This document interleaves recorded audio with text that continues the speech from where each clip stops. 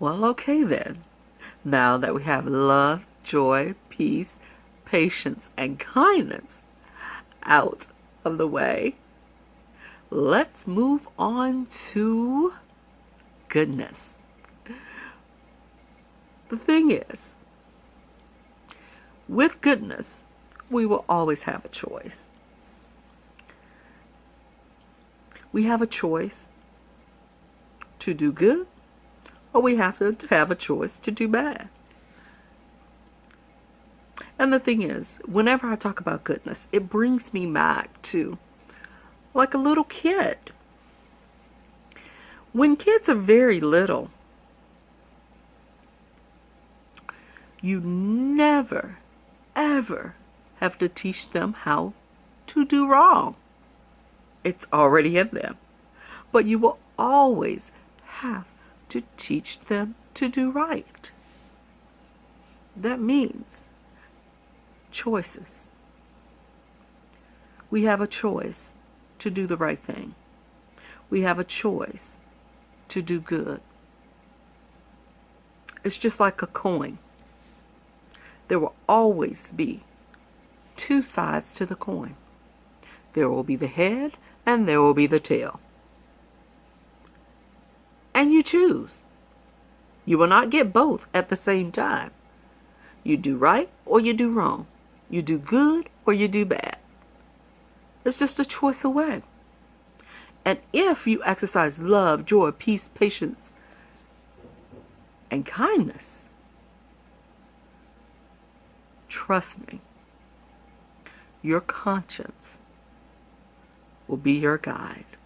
And when you do wrong, with love, joy, peace, patience, and kindness under your belt, trust me, your conscience will convict you. There will be a feeling inside of you that you know when you did wrong. And you just have to just go and repent. And we should be repenting daily because we are not all perfect. But the thing is, we have to choose to do the right thing. And if we are tempted to do the wrong thing, we're definitely going to need to pray about it. And as I say, am I perfect? Absolutely not. But I give goodness my best shot. Definitely. And if I do the wrong thing, I'm quick to apologize. I'm quick to repent. And that is the key. And of course, your goodness may not always be good enough for other people.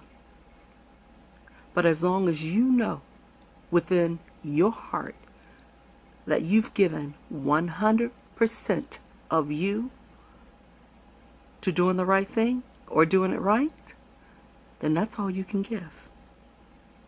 You know, I always hear about marriages, or in even basic girlfriend-boyfriend relationships, I give 50-50, we're 50-50. And my response, 50-50? Huh? You giving half of you to your relationship? 100, 100. 100% of you, 100% of them creates balance.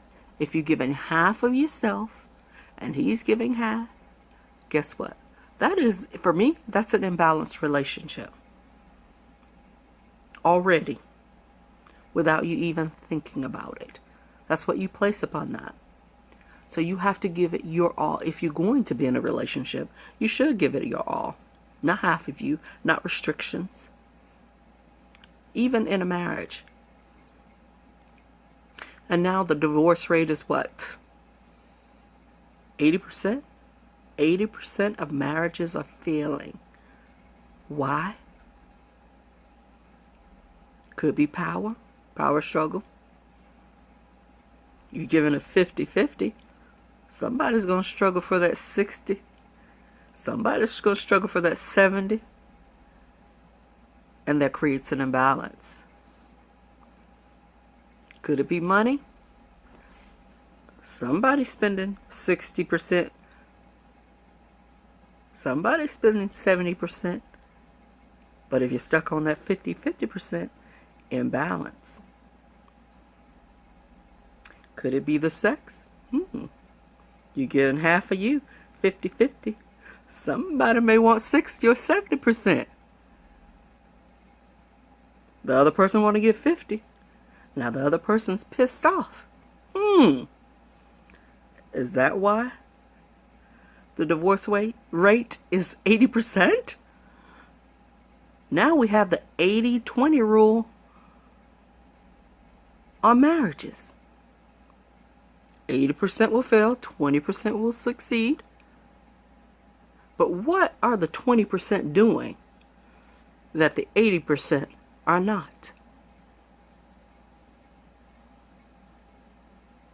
That's a question you must ask. And divorce rate is not just with the common people. This is in the church as well. You crying, holy, holy. You going to church every Sunday. And then you want to get a divorce? What happened to the better or for worse? What happened?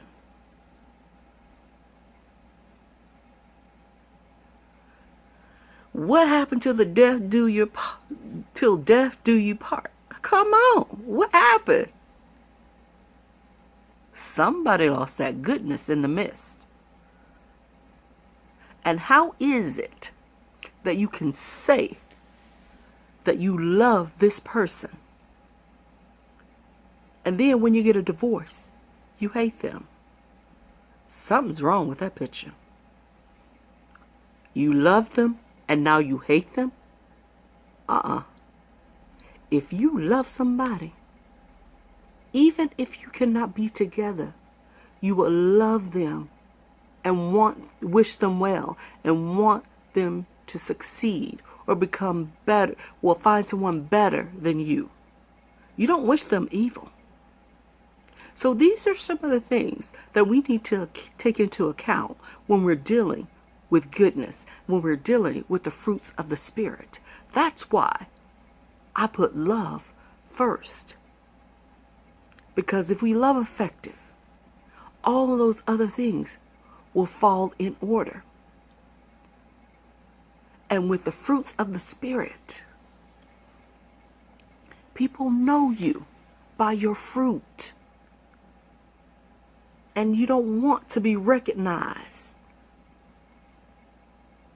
as the rotten fruit, or recognized as being